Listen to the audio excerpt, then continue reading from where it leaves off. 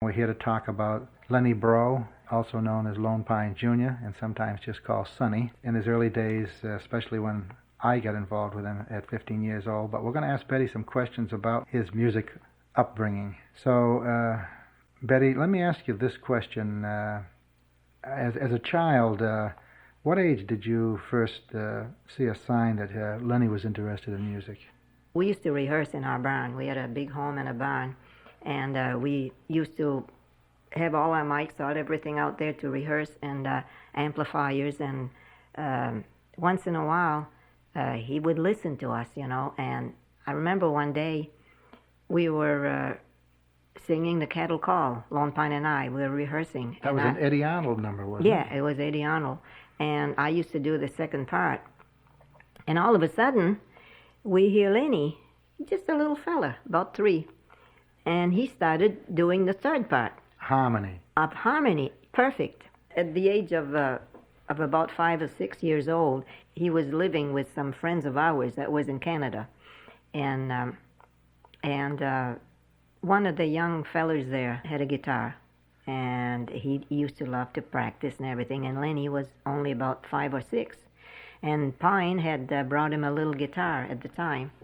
And we knew that he was trying to pick on the guitar, Mm-hmm. So we had left for 3 weeks on the road. We were on tour. And when we came back, Lenny had perfected a number. It was a reel, a jig and reel, whatever it was. Yeah. We couldn't get over it. He had it down to perfection.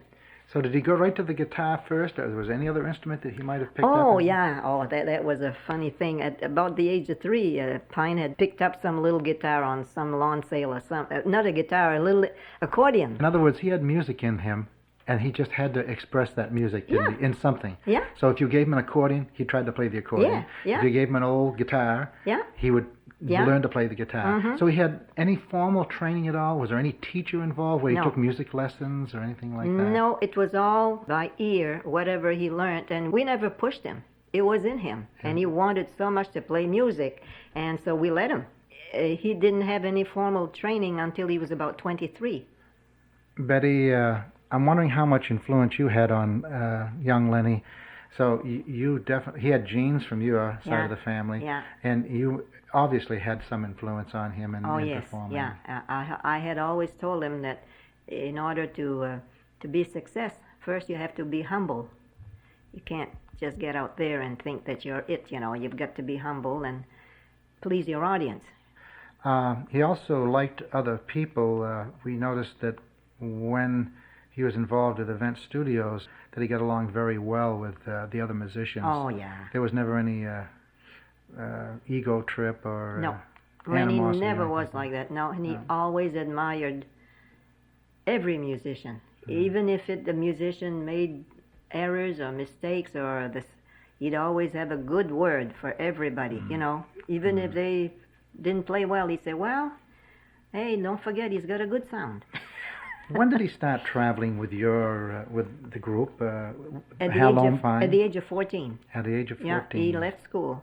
He left school, and the principal of the school, we had a talk with him, and he says, Lenny is a born musician, so you cannot stop him. Gene Hooper was a long time on WWVA, and one of the guitar players I heard on Gene's show over WWVA many times was an electric guitar player, and he was from Maine, wasn't he? Yeah. What was his name? Raymond Couture. He used to go by Little Abner. Little Abner. Little Abner. He was our comedian. How was he an influence on Lenny? Oh, definitely. Definitely, because as Abner Ray, I should call him, he saw Lenny grow up. And he could tell. He says, that boy is gonna play guitar. Did you ever see any time when he was sitting around with Lenny, maybe Lenny would be learning some chords? Oh, definitely.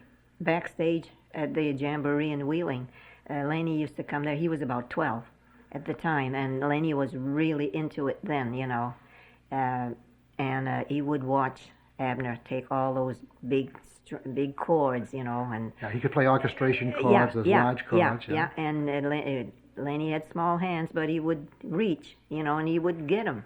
And in no time at all, he knew all the orchestration chords, and his ear was so good that he he could fit in with anyone. So it's been a pleasure talking to you, Betty. Same here. Coddy-Breau Bennett, Mm-hmm. and many, many years of still performing.